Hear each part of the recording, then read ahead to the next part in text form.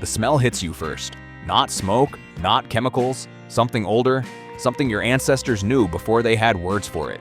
The smell of ozone and wrongness, the atmosphere holding its breath before screaming. Gunnar is already at the door, not barking, not whimpering, standing rigid, ears pinned forward, staring at something you can't see. He's been like this for 11 minutes. You've been watching the clock. Dogs knew about the 2011 tsunami before the water came. They knew about earthquakes in China while seismologists were still drinking coffee. 15,000 years of partnership, and we still don't fully understand what they sense that we can't. But you've learned to stop questioning it. Your hands are already moving. Muscle memory built over 3 years of drills, activating before your conscious mind finishes processing what's happening. The canine bag is off the hook. The boots are out. Gunnar sees them and his tail gives one sharp wag. Not excitement, recognition. He knows this game. He's played it 100 times. This time, it's not a game. Outside your window, Mrs. Patterson is watering her roses. Mr. Hendricks is washing his truck. The Delgado kids are riding bikes in the cul-de-sac. The world is aggressively, painfully normal, and your dog is telling you it's about to end. You strap the first boot onto Gunnar's front paw. Then the sirens start. Here's what nobody tells you about the end of the world. It doesn't announce itself with drama. There's no Morgan Freeman voiceover, no dramatic music swell. Just a Wednesday afternoon that suddenly isn't, and a whole species scrambling to remember instincts they buried under 10,000 years of civilization. Mrs. Patterson drops her hose. She's staring at her phone. Even from here, you can see her hands shaking. Mr. Hendricks is running, actually running toward his house, leaving his truck door hanging open, water still spraying across the driveway. The Delgado kids have stopped their bikes in the middle of the street. They don't know what's happening. They just know the adults are scared, and that's enough. You're on Gunnar's third boot. The EAS tone cuts through the neighborhood like a knife. That 3-tone pattern that exists specifically because it triggers something primal in the human brain. Pay attention. Danger. Move. Ballistic missile threat inbound. Seek immediate shelter. This is not a drill. Tactical vest. Handle on the back, glow patches on the sides. Gunnar stands perfectly still, letting you work. Through the window, you watch civilization crack in real time. Mrs. Patterson is screaming for her cat. The cat is hiding because cats are smarter than we give them credit for. She's on her hands and knees looking under her porch, wasting seconds she doesn't have. Mr. Hendricks has his Labrador by the collar.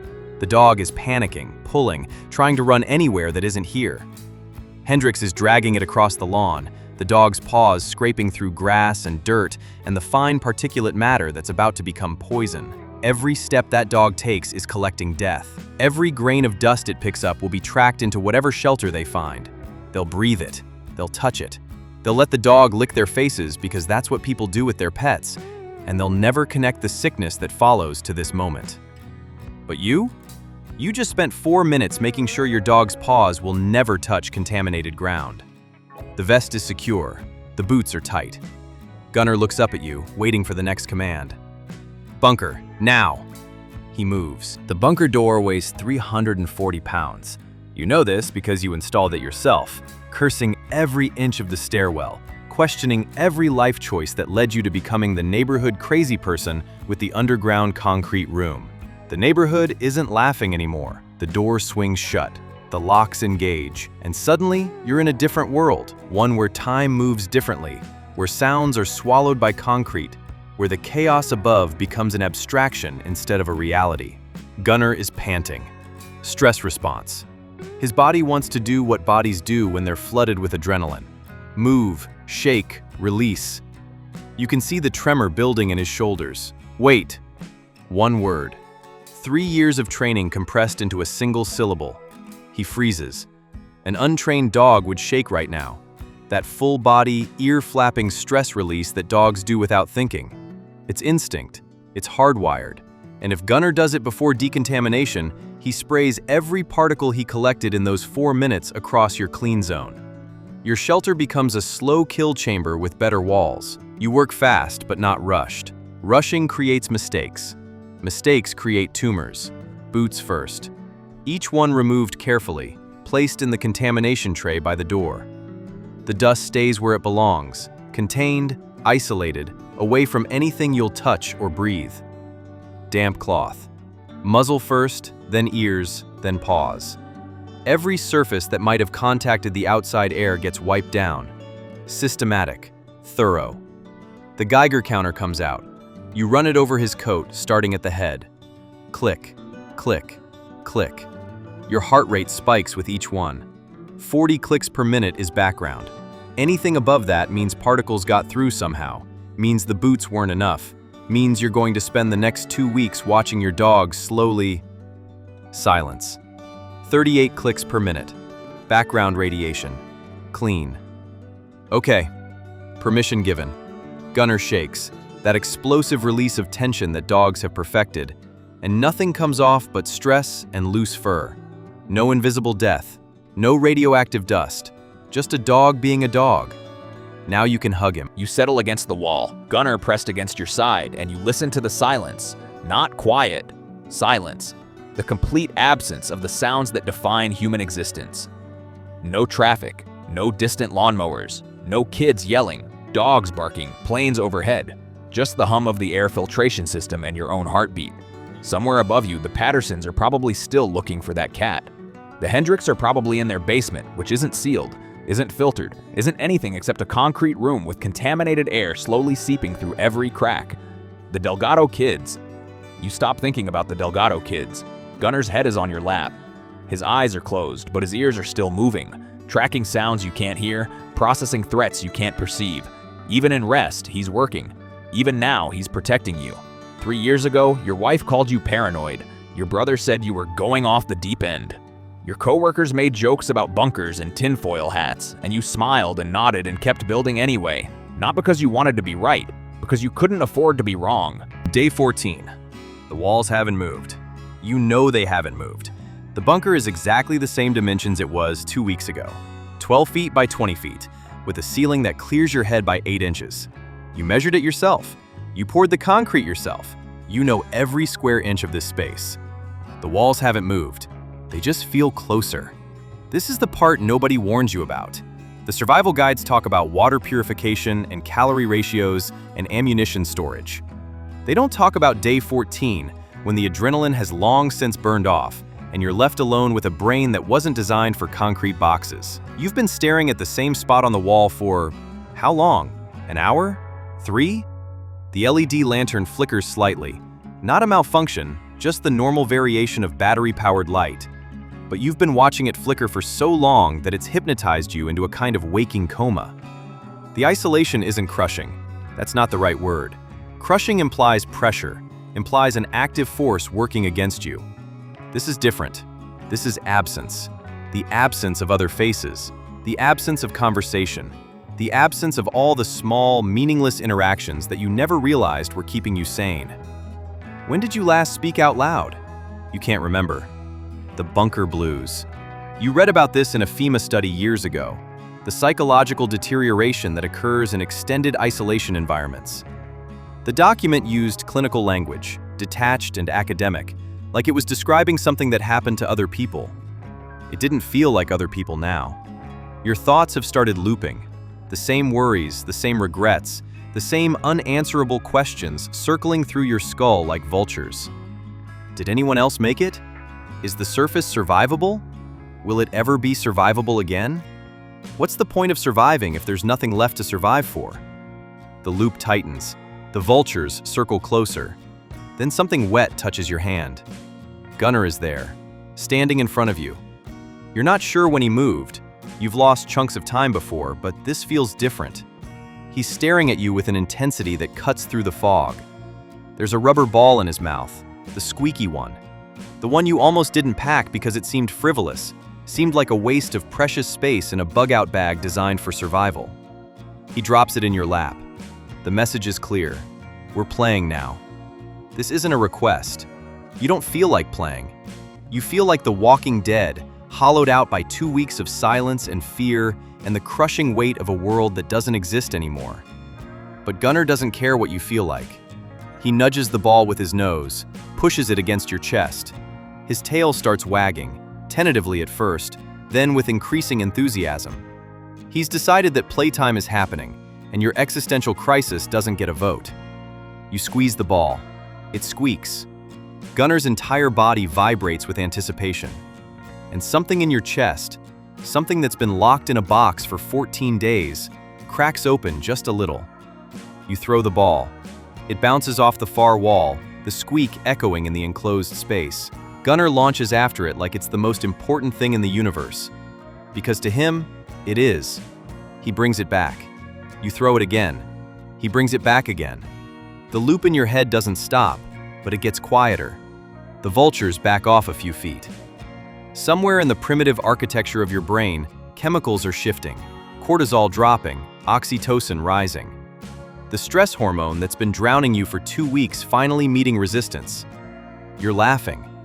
When did you start laughing? Gunnar drops the ball and looks up at you, tongue hanging out, tail going like a metronome. He has no idea what's happening on the surface. He doesn't understand radiation or geopolitics or the collapse of human civilization. His world is simple. There's you, there's the ball, there's this moment. That's it. That's everything. Somewhere out there, assuming they're still alive, the lone wolf preppers are sitting in their bunkers alone. The ones who called dogs a waste of resources. The ones who said pets were emotional indulgences that'll get you killed. They're surrounded by beans and bullets and absolutely nothing else. Some of them are already talking to walls. But you? You're sitting on a concrete floor, playing fetch in a bomb shelter, and for the first time in 2 weeks, you don't want to die. That dog isn't eating your rations, he's earning them. Every nudge, every game, every forced moment of connection is keeping your head above water when the isolation is trying to drown you. You stocked food and water and medicine. He's keeping you sane enough to use them. Day 23, 02:47 hours. You're not asleep. You stopped really sleeping around day 18. Now you just drift in and out of something that resembles consciousness. Never quite awake, never quite unconscious, always listening. The bunker is dark, total dark. The kind that exists in caves and coffins and places where light was never meant to reach. You killed the lantern 3 hours ago to conserve battery. Now you're lying on your cot, staring at a ceiling you can't see, existing in a void. Then you feel it. Movement. Subtle but unmistakable. The air pressure in the room shifting as 60 pounds of dog goes from relaxed to alert in the space between heartbeats. Gunnar is standing. You can hear the soft click of his claws on concrete, then silence as he repositions himself. He's facing the door. You don't need to see him to know this. After 3 weeks in close quarters, you know his body like your own. Your hand finds the rifle. Muscle memory. The stock is cold against your palm. You don't move. You don't turn on a light. You wait. Gunnar's breathing has changed. Shallow, controlled. Not the breathing of a dog that heard a rat in the walls, the breathing of a predator that's detected prey. Or something worse. Then you feel it against your leg. That low vibration that isn't quite a sound. The silent growl. The one that exists just below the frequency of human hearing. A warning meant only for pack members. They're here. You slide off the cot and cross the bunker without a sound. Night vision monocular. Battery you've been saving for exactly this situation. The world turns green and grainy as the device powers up. The peephole shows you a dead world in shades of phosphor. 3 figures, moving in formation. They're good, not military good, but trained. Gray men. The kind of survivors who understood that the violence would come and positioned themselves on the winning side of it. They're 50 yards out, closing. Your heart rate should be spiking. It's not. You're calm in a way that surprises you. The accumulated stress of 23 days compressing into cold, crystalline focus. Gunnar heard them at 200 yards, maybe more. A human ear wouldn't have caught them until they were at the door, and by then it would be too late. But your early warning system has 4 legs and hearing twice as good as anything evolution gave your species. The figures are at 30 yards now. The lead man is gesturing to the others, tactical hand signals, the kind you learn in certain circles. They've done this before. They're not amateurs. Neither are you. 20 yards. An untrained dog would be barking by now. Every instinct bred into domestic canines for thousands of years screaming at him to sound the alarm, to alert the pack, to make noise. A bark would echo through the night. A bark would tell them the bunker is occupied. A bark would make you a target instead of an unknown. Gunnar doesn't bark.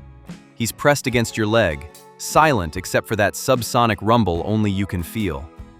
A radar system with a heartbeat. A threat detector with fur. 10 yards. The lead man reaches for the door handle.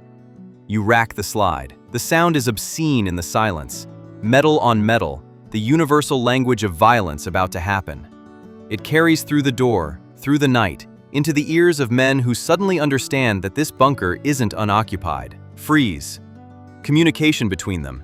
You can't hear words, but you see the gestures. A discussion. A calculation. Is the prize inside worth the cost of extraction? They decide it isn't. 60 seconds later, they're gone, fading back into the wasteland, searching for easier prey. Bunkers with barking dogs. Shelters with sleepers who didn't know death was at their door until it was already inside. You stay at the peephole for another hour. Gunnar stays at your side. Eventually, the tension bleeds out of his body. The silent growl fades. He shakes once, lies down, and closes his eyes. The threat has passed. But here's the thing. The threat would have won without him. You would have woken up to crowbars on steel, to men already through the outer seal, to a fight you couldn't win. The 15 seconds of warning you got, the time to prepare, to position, to make them understand the cost of entry, came from an early warning system that works even in total darkness. You reach down and scratch behind his ears. His tail thumps once against the floor. Good boy. Day 31. The Geiger readings have been dropping for 8 days. Still elevated, still enough to kill you over years instead of weeks, but survivable in short exposures. The math says you can be outside for 4 hours before you accumulate a meaningful dose. Supplies say you have to be outside regardless. Gunnar watches you gear up. Respirator, goggles, the lightweight hazmat poncho that won't stop everything but will stop enough. When you reach for his equipment, his tail starts wagging. He remembers outside. He misses it. Boots, vest, pannier bags on his harness, designed to distribute weight evenly, carrying his own food and water. If you're going to survive together, he has to contribute. Dead weight doesn't make it in the wasteland. The door opens. Light pours in. Gray, filtered through a permanent haze that turns the sky into something ancient and sick. The air tastes wrong even through the respirator. Welcome to the new world. You move slowly, every step calculated, every route planned. You're heading for a residential area half a mile north. Houses that were evacuated in the initial panic.